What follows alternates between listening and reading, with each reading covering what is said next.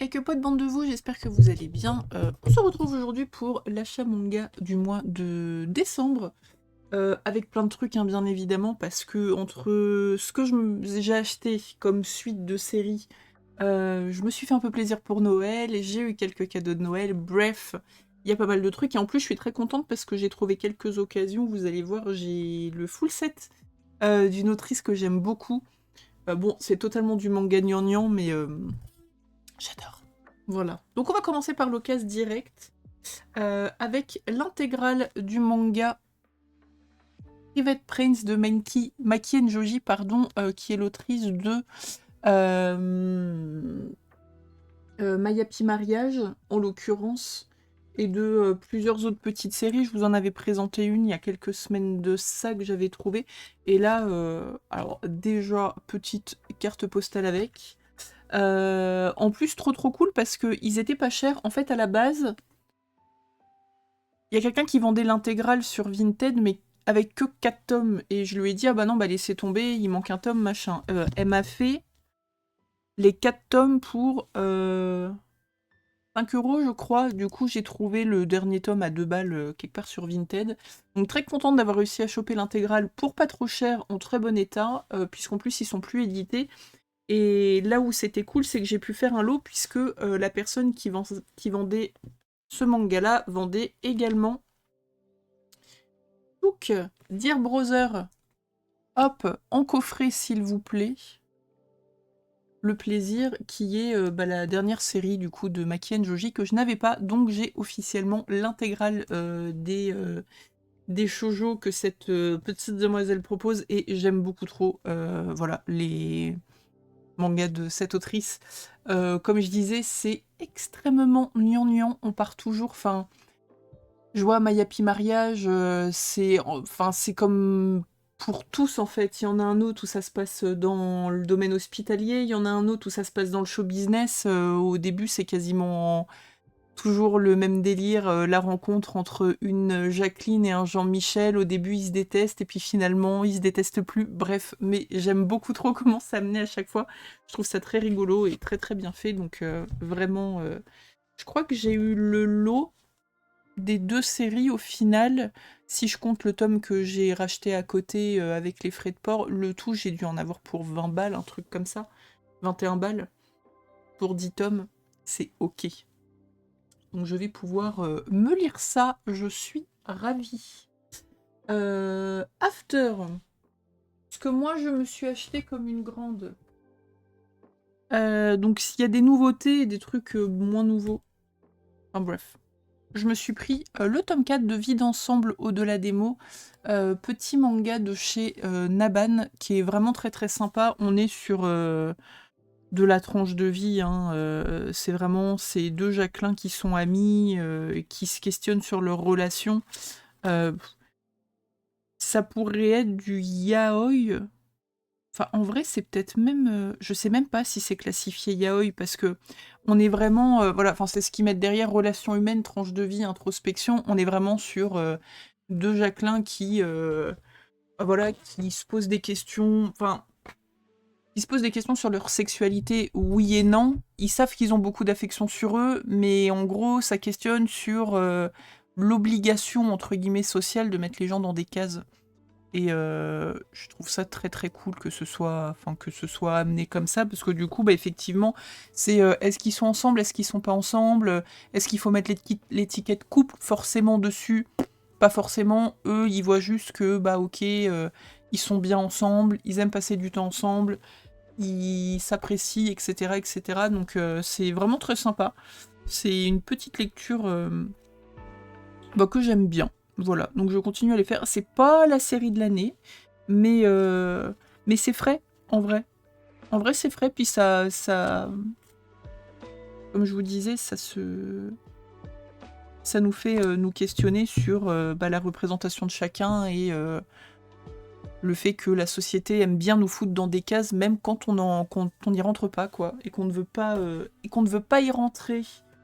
Après, j'ai continué Tokyo Babylone, on en est déjà au tome 3, c'est tout, enfin, Clamp, j'adore Clamp, mais bordel de cul, qu'est-ce que c'est, ça a mal vieilli en fait, enfin, C'est toujours aussi beau. Les planches, ça, il n'y a pas de problème. Hein, c'est toujours aussi joli. En soi, l'histoire, je la trouve cool parce qu'il y a toujours ce côté mystique où voilà, on va suivre les aventures d'un espèce de médium qui va essayer de repousser les sorts, etc. Enfin, voilà, moi vraiment, je suis amoureuse du dessin et du travail de ces autrices. Par contre, bon, on a quand même, bah, les deux sont là en fait. On a quand même un Jean-Michel de 25-26 ans bien tassé qui essaye de pécho un mineur, quoi. Voilà, et la jumelle du mineur fait le forcing de zinzin pour que le Jacqueline pécho son frère. Si on enlève ce côté-là qui oui, a un petit peu mal vieilli et qui me malaise un petit peu, en vrai, la série, elle est très très cool, quoi. La série est très cool. Ce sera une série en 7 tomes, donc probablement finito 2026, ou en tout cas bien engagé. Après, on continue avec le tome 24 de Togananki que je n'ai pas lu encore. J'ai du mal à lire en ce moment. Je suis dans une période un peu creuse niveau lecture, mais ça va être bouffé soon. J'adore Togananki. L'animé a commencé il y a quelques mois de ça. Si vous avez la possibilité de prendre le manga papier, je ne sais pas du tout ce que donne la qualité de l'animé, mais en tout cas, le manga papier, il est incroyable. Ça me fait marrer parce que j'avais vraiment commencé la série, enfin... J'en avais jamais entendu parler et juste, j'avais vu un coffret collector à ma librairie. J'avais trouvé bah, c'était le tome 1 et le tome 2, il y avait un ex-libris savette, enfin un petit truc à la con, quoi. Et j'avais trouvé la jaquette jolie. Du coup, je m'étais dit, bah let's go, on va essayer. Et en fait, j'ai adoré. Et du coup, voilà, je les achète vraiment dès qu'ils sortent. Donc si vous aimez bien les shonen, alors un peu dark, parce que mine de rien... c'est quand même assez sanglant, quoi. Puis il y a quand même des thématiques, plus on avance... Oh putain, je suis en train de tourner les pages, je sais déjà que je vais chialer. On a quand même des thématiques qui sont pas très faciles, et le petit délire aussi que ça manipule son sang pour créer des trucs et tout. Enfin, voilà, les mots... Comment ils appellent ça? L'hémocorrosion?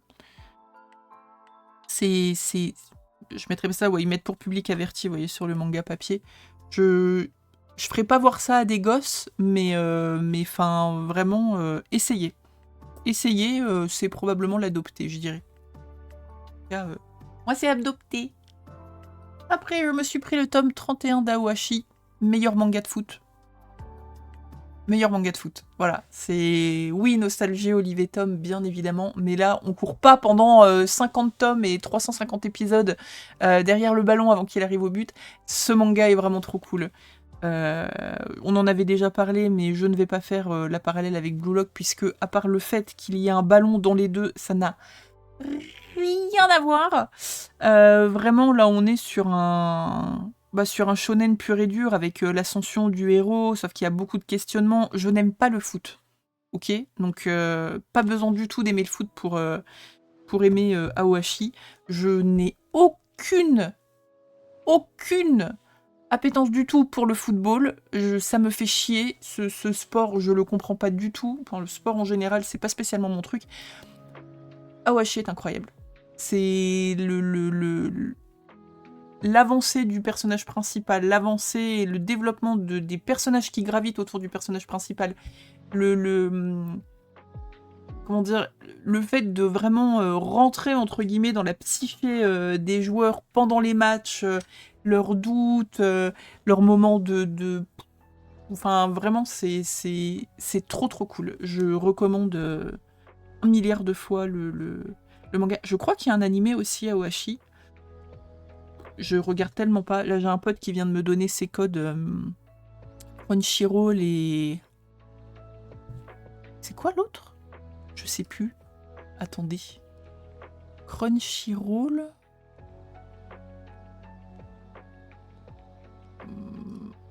Et il y a un autre site. Eh bien, je ne sais plus. Voilà. Je ne sais plus. Mais il m'a donné accès là, à 2 sites de streaming, donc je vais peut-être me remettre à regarder des animés un petit peu. Peut-être ADN. Ça existe encore ça, ADN? On sait rien. Bref, du coup, il me semble qu'il est sorti en anime. Je tenterai peut-être d'ailleurs Togananki pour voir ce que ça donne.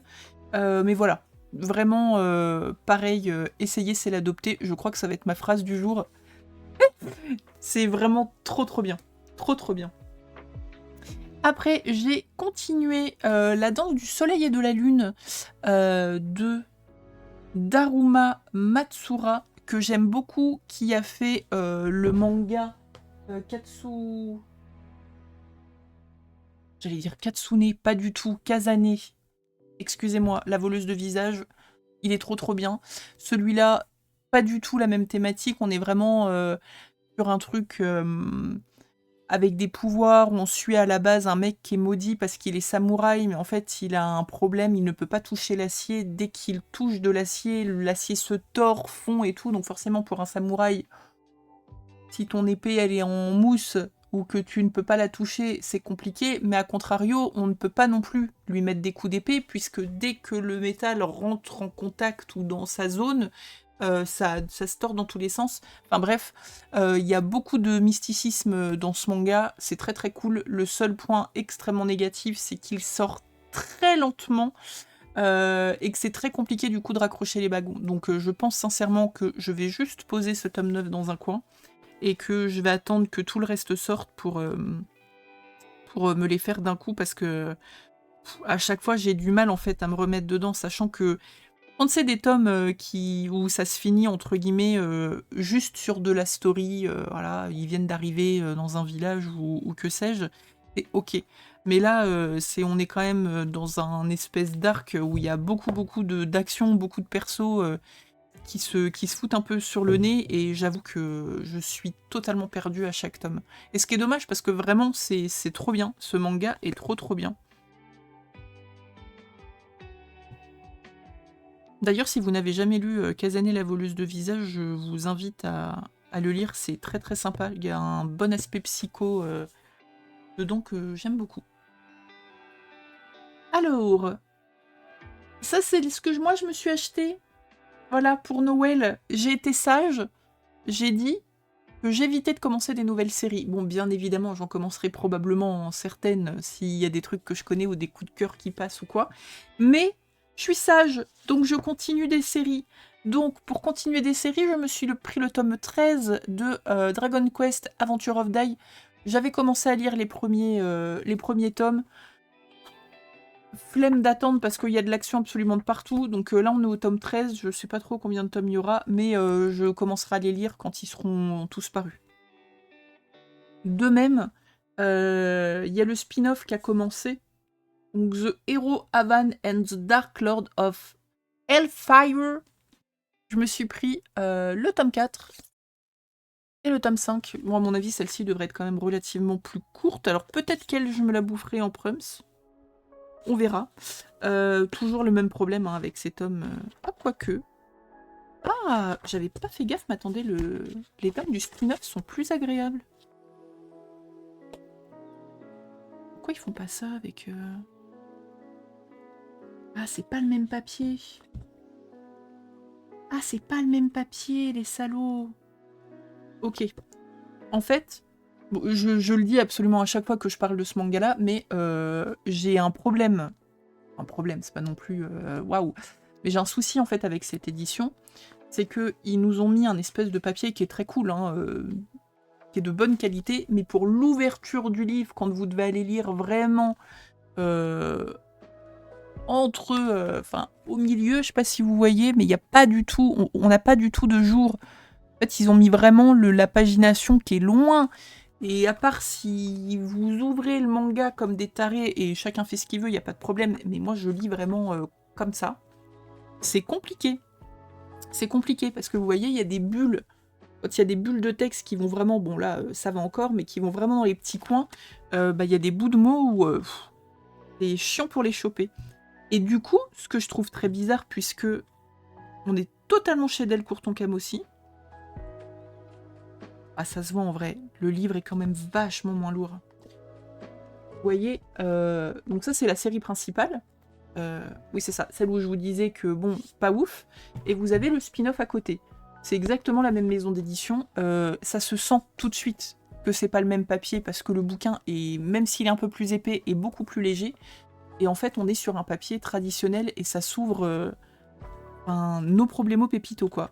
Là, je sais que le problème de pagination que j'ai avec la série principale, je ne l'aurai absolument pas avec le spin-off. C'est trop bizarre. Enfin bon. Tant mieux, j'ai envie de vous dire, mais c'est curieux. C'est curieux qu'ils aient pas utilisé le même papier.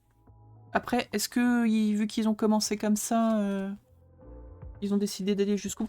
En fait, je sais pas trop. Enfin, j'y connais que dalle en papier, mais je sais pas comment vous dire. Celui-là, il est un petit peu plus épais. Il a l'air un peu... un peu brillant, peut-être. Vous allez rien voir du tout. Ouais, je vais arrêter mon analyse à 2 balles, mais clairement, c'est pas le même papier. Je pense que celui de la série principale est plus qualitatif, mais au niveau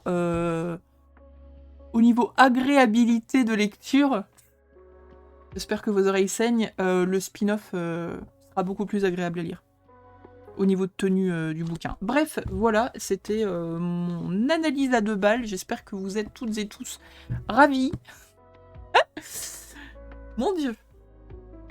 Et après, du coup, toujours pour finir des séries, enfin continuer des séries et finir des séries, je me suis pris le tome 2, le tome 3, le tome 4 et le tome 5 de City Hunter, la vie pas si paisible d'Imibozu, alias Mammut.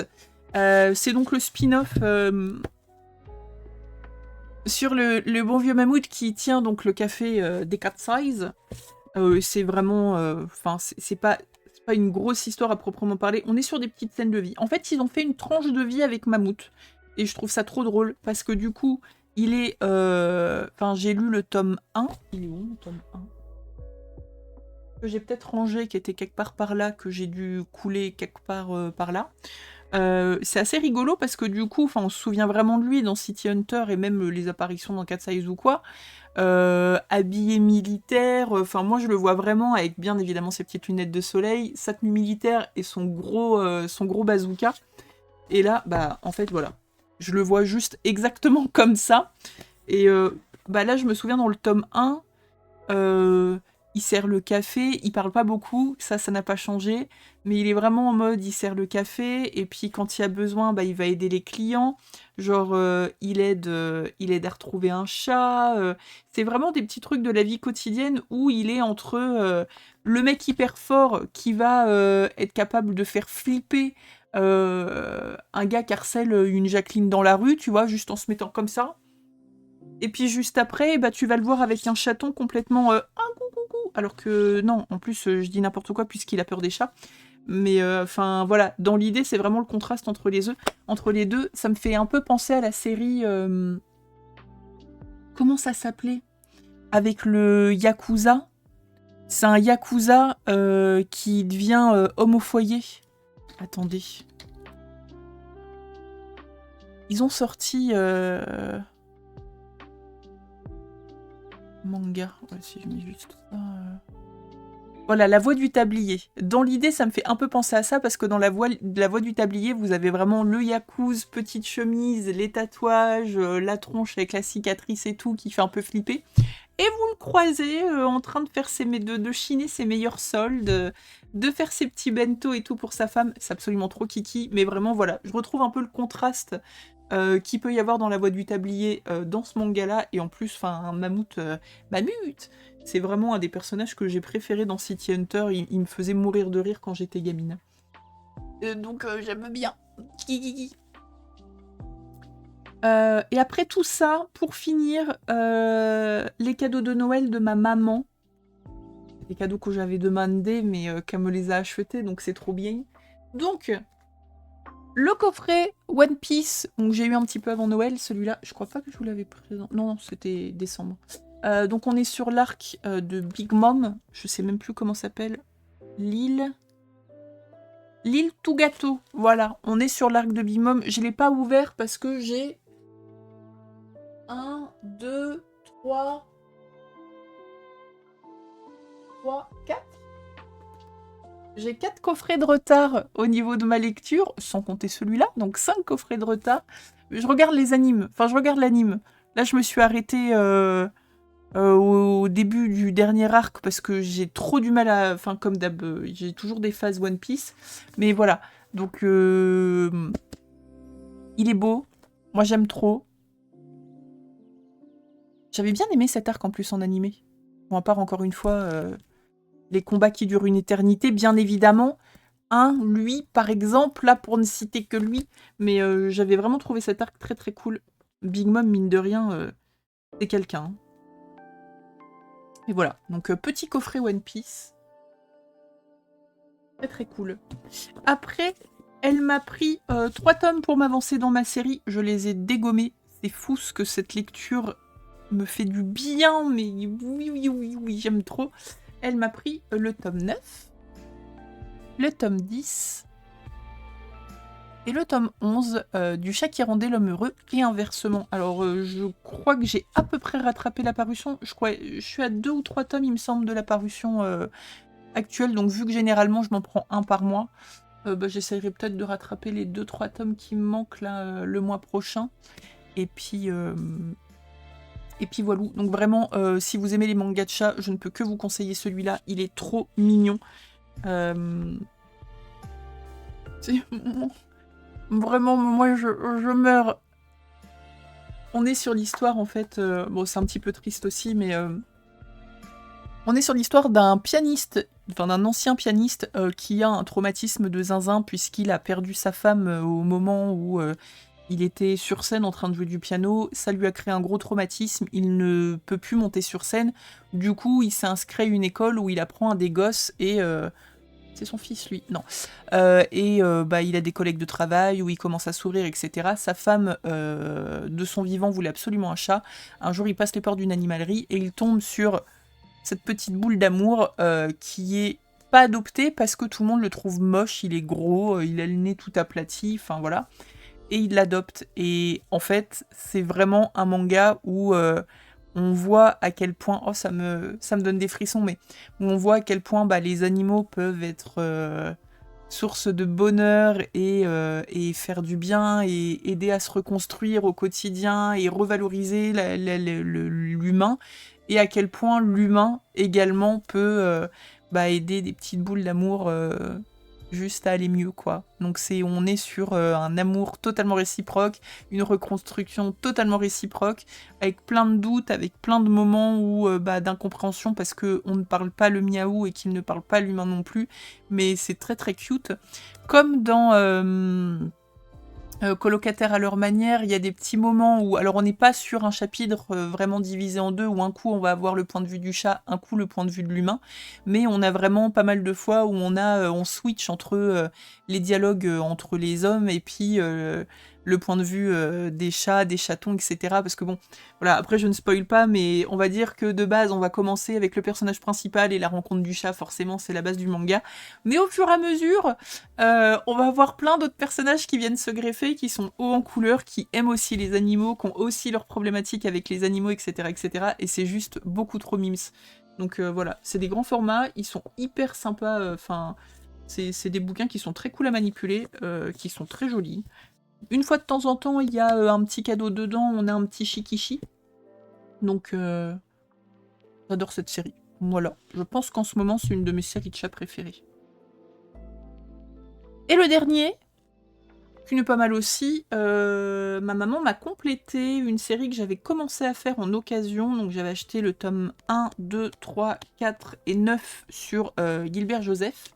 D'ailleurs, je pense que début d'année, ce sera le bon plan d'aller là-dessus parce que y a tous les gens qui vont revendre.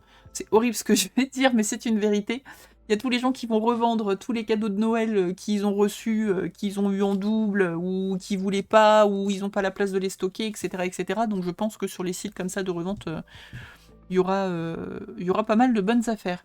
Donc, elle m'a acheté le tome 5, 6, 7, 8, pas le 9 parce que je l'avais déjà, 10 et 11 de Peleliu, qui est sur... bon, c'est romancé, mais c'est sur une histoire vraie, Guernica of Paradise. J'ai du coup commencé à lire les 4 premiers tomes, et qu'est-ce que c'est bien la vache! Alors, graphiquement parlant, c'est très spécial, parce que ça, c'est legit la tête des persos, mais en fait... Je trouve que ça match hyper bien parce que on est sur la guerre qu'il y a eu entre le Japon et les États-Unis. On est sur... Alors, l'île de Peleliu, je ne connaissais pas du tout, où il s'est vraiment passé un événement historique, puisqu'apparemment, l'île de Peleliu est pas très loin des Philippines, en dessous du Japon. Et c'est une île qui fait partie de plein d'îles. Alors, excusez-moi s'il y a des historiens qui passent par là et des gens qui s'y connaissent. Je vous fais à peu près un résumé de ce que j'en ai compris. Et en gros, sur l'île de Peleliu, il y avait un aéroport et l'armée japonaise a détaché des militaires pour aller là-bas pour sécuriser l'endroit et les Américains ont envoyé masse de monde pour récupérer l'aéroport puisqu'apparemment c'était un endroit stratégique et que les Japonais voulaient le garder et les Américains voulaient choper. C'est horrible, ok, on entend de guerre, c'est absolument horrible. Il y a littéralement des gens qui se font exploser la gueule, on voit... Enfin... en fait, c'est ce qu'ils disent, c'est que c'est basé sur des faits réels, mais romancés. Mais on voit littéralement des gens se faire décapiter, des gens se faire sauter sur des bombes, sur des mines, des raids aériens de l'armée américaine et les pauvres pépères qui sont en dessous. Nous, on est du point de vue de l'armée japonaise, du coup.